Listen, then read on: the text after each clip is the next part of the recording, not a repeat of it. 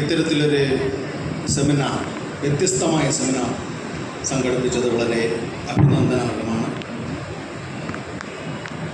വിഴിഞ്ഞം പ്രോജക്റ്റിൻ്റെ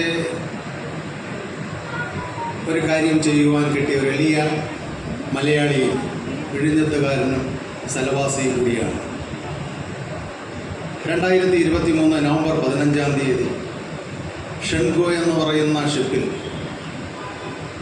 ആദ്യത്തെ മോണ്ടിലിവർ ക്രെയിനും ഷിപ്പ് ഷോർ ക്രെയിനും ആർട്ടിഫിഷ്യൽ ഇൻ്റലിജൻസ് ടെക്നോളജി എന്ന ക്യാമറ ഉപയോഗിച്ചുള്ള ക്രെയിന് ഫ്രൈറ്റ് ഫോർവേഡ് ചെയ്ത് കസ്റ്റംസ് ക്ലിയറൻസ് ചെയ്യുവാൻ എൻ്റെ കമ്പനിക്ക് അവസരം കിട്ടി.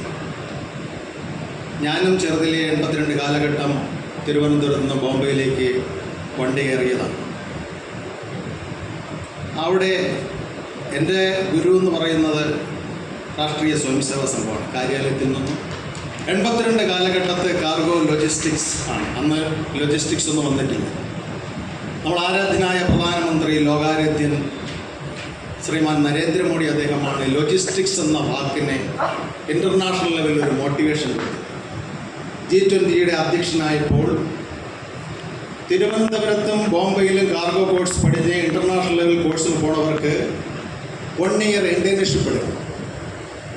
പക്ഷേ നമ്മുടെ ഒരു സാധാരണക്കാരൻ പ്രധാനമന്ത്രിയായി G20 അധ്യക്ഷനായപ്പോൾ ഈ കാർഗോ കോഴ്സിനെ, എയർലൈൻ കോഴ്സിനെ ഇൻ്റർനാഷണൽവൽക്കരിച്ചു.